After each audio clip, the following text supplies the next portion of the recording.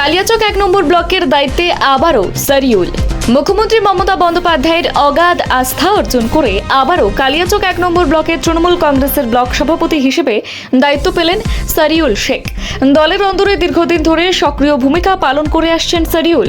সংগঠনের প্রতিটি স্তরে তার নিষ্ঠা, নেতৃত্ব গুণ এবং সাধারণ মানুষের পাশে থেকে কাজ করার মানসিকতা দলীয় নেতৃত্বের আস্থা অর্জনে বিশেষ ভূমিকা রেখেছে। ফলে পুনরায় তাকেই এই গুরুত্বপূর্ণ দায়িত্বে বসালো দল। রাজনৈতিক মহলের মতে আগামী দিনে ব্লক সংগঠনকে আরও মজবুত করা এবং সাধারণ মানুষের সঙ্গে সংযোগ স্থাপনে মুখ্যমন্ত্রীর এই পদক্ষেপ যথেষ্ট তাৎপর্যপূর্ণ। সারিউলের নেতৃত্বে দলীয় কর্মীরা নব উদ্যমে কাজ করবে বলেই আশা করছে তৃণমূল কংগ্রেস। স্থানীয় স্তরে অনেকে মনে করছেন এই সিদ্ধান্তের মাধ্যমে দলের প্রতি মমতা বন্দ্যোপাধ্যায়ের বার্তা স্পষ্ট। যারা নিষ্ঠার সঙ্গে মানুষের জন্য কাজ করবেন তাদেরই গুরুত্ব দেওয়া হবে। Bureau report, news hunt TV. আজকে পুনরায় আবার নবনির্বাচিত ব্লক প্রেসিডেন্ট হিসাবে আপনার কেমন লাগছে?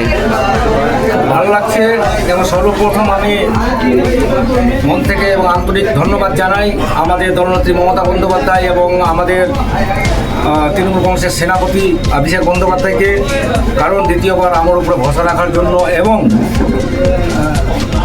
যে জন্য দ্বিতীয়বার আমাকে পুনরায় আবার সভাপতি ঘোষণা দিয়েছেন, তার জন্য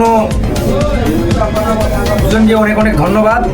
আর যে কাজের জন্য আমাকে এখানে দায়িত্ব দেওয়া হয়েছে, আগামী দিনে আপ্রাণ চেষ্টা করব যে যেটা তৃণমূলের যে সংগঠন যে রয়েছে, শক্তিশালী সংগঠন রয়েছে এবং সামনে আমাদের বিধানসভা ভোট আছে, আরও আমরা সংগঠনটাকে আরও শক্তিশালী করব।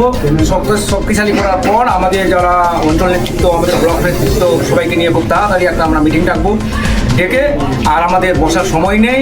এবার থেকে আমরা 26-এ যে বিধানসভা ভোট, সেই বিধানসভা ভোটকে সামনে রেখে আমরা কয়েকদিনের মধ্যেই আমরা একেবারে ঝাঁপিয়ে পড়ব এবং সবাই মিলে একত্রিত হয়ে গোটা ব্লক নেতৃত্ব রয়েছে, জেলা পরিষদ রয়েছে, পঞ্চায়েত সমিতি রয়েছে, গ্রাম পঞ্চায়েত রয়েছে, মেম্বারগুলো রয়েছে, প্রধানগুলো রয়েছে, মানে আমাদের পার্টির যারা অঞ্চল নেতৃত্ব রয়েছে সবাইকে নিয়ে আমরা একটা মিটিং নেব। মিটিং রাখার পরই আমরা একেবারে ঝাঁপিয়ে পড়ব।